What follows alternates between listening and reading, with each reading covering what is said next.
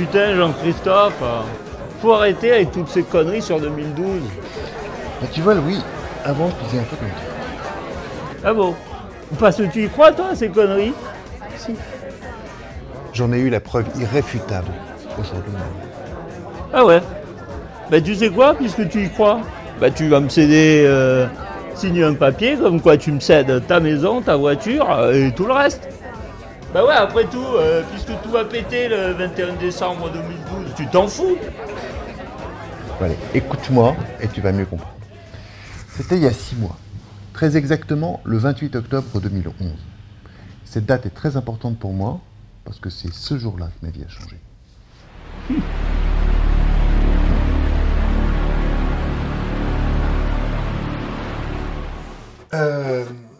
Comme je vous l'ai dit la semaine dernière, je fais un reportage sur 2012.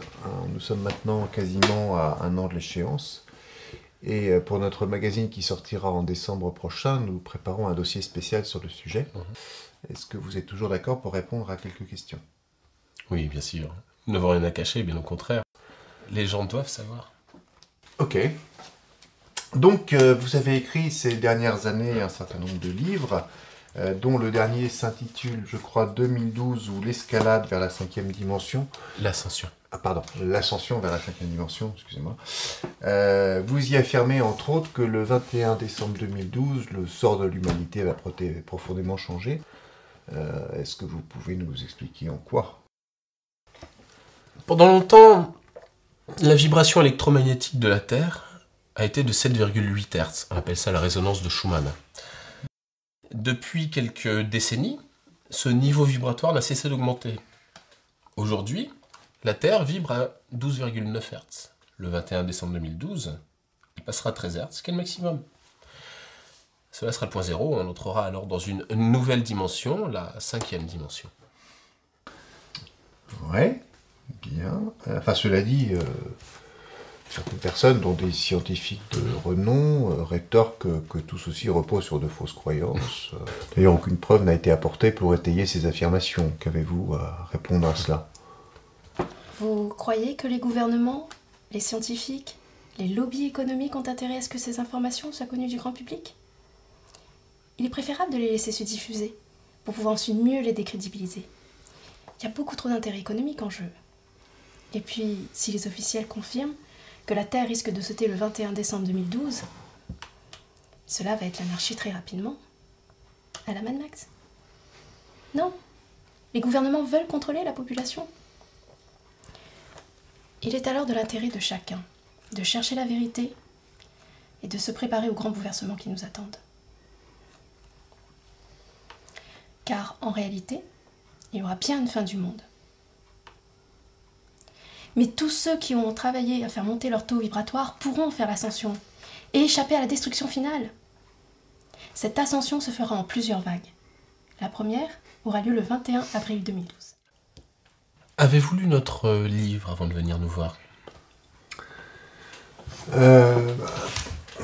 Pour être honnête, non, pas non. Je ne crois pas vraiment à ce genre d'histoire et que... enfin voilà, moi je suis venu pour vous poser des questions, vous interviewer. Mon rédacteur chef attend mon papier, voilà. Écoutez, on va prendre rendez-vous pour la semaine prochaine pour finir l'interview. D'ici là, je vous offre notre ouvrage. Vous comprendrez beaucoup mieux notre démarche une fois que vous l'aurez lu. Ça vous va? Ouais, d'accord. Bah écoutez, on va faire comme ça. Ben, encore désolé. Hein. Ce n'est pas un problème, soyez rassurés. Tout va bien. Il fallait que les choses se passent ainsi. Tout est correct. Venez nous voir la semaine prochaine, disons vendredi 4. Ça vous convient? Très bien, oui. Très bien, alors à vendredi.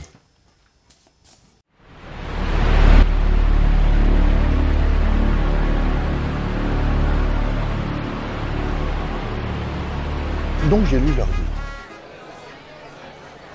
Je dois te dire que je l'ai même dévoré pendant tout le week-end. C'était tellement puissant que tout s'est éclairé pour moi. Ah ben c'est ça, t'as fumé un bon pétard, ouais. Même pas. Écoute, on connaît tous l'exactitude du calendrier Maya, hein, la précision des éclipses, tout ça. Bon, eh ben, le calendrier Maya s'arrête comme par magie le 21 décembre 2012. Ouais, les Mayas étaient très forts en astronomie, certes. Mais vu qu'on ne sait pas comment ils ont disparu, leur calendrier, il s'arrête peut-être à cette date uniquement parce qu'ils n'ont pas eu le temps d'aller plus loin. Vu le nombre de prédictions que j'ai lues sur la fin du monde, il y a de quoi écrire un bouquin. Hein. Et depuis des lustres, l'homme a peur que le ciel lui tombe sur la tête. Beaucoup de mouvements sectaires font ressurgir les vieilles prédictions, ça leur donne de la clientèle. En fait, disons des disciples. Il faut motiver les peurs des gens, sinon on ne les endoctrine pas. Tout ça, ça me fait marrer, tout ça. C'est bien gentil, hein. Oui, bon, tu as raison. Évidemment qu'il faut se méfier de ceux qui s'approprient ces théories à des fins personnelles. C'est vrai que quand on regarde par exemple l'Église catholique, on est en droit de se méfier de cette religion qui, d'ailleurs, à l'origine, était une secte. Mais la religion, c'est l'opium du peuple. Ça, d'accord, ok, c'est un point de vue. Mais enfin, n'empêche qu'il ne faut pas confondre religion et spiritualité. La spiritualité provient, me semble-t-il, étymologiquement, d'esprit. Et religion de relier. Attends, c'est deux notions tout à fait différentes. L'esprit provient du plus profond de l'être humain. Tiens, peut-être même est-ce cette étincelle de la parcelle intime de l'homme, hein, celle que certains appellent Dieu ou le grand tout. La religion, ça n'est qu'une espèce de processus technique destiné à relier les hommes en vertu d'un principe créateur qui devient par la force des choses source de dogmes figés, de pouvoir matériel. En résumé, en ce qui me concerne, je pense que le spirituel relève du sacré et le religieux du matériel. Contrairement à ce qu'on essaye de nous inculquer depuis des années. C'est bien ce que je dis. Tout ça, c'est des conneries. Je nais, je vis, je meurs. Point. Il n'y a rien d'autre. Toutes les histoires sur Dieu, là, tout ça, là, c'est des conneries pour endormir les gens. Ça n'existe pas, sinon ça se saurait. Ah ouais. Tiens, un jour, il y a un gars qui a dit que la Terre était ronde et qu'elle tournait autour du Soleil. Alors que tous les scientifiques de l'époque disaient que le Soleil tournait autour d'une Terre plate. Ils disaient que si la Terre était ronde, les océans se déverseraient dans le cosmos.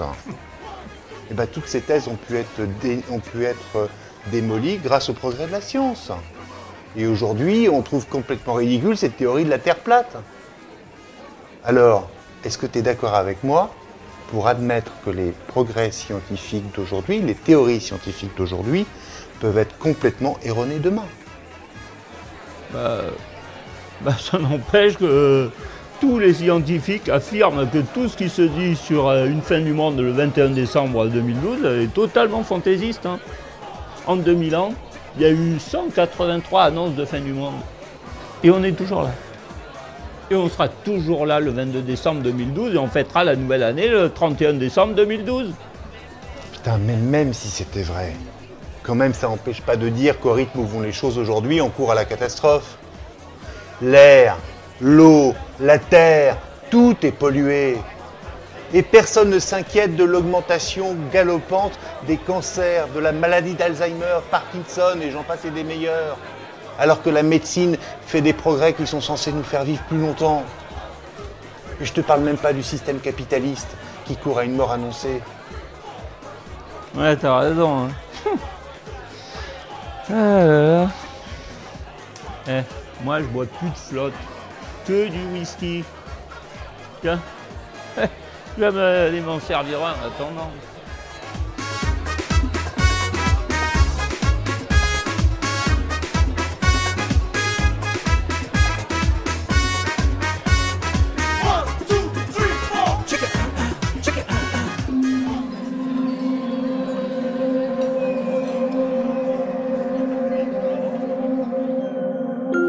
Putain, j'y crois pas. Merde. Et si tout ça c'était vrai ?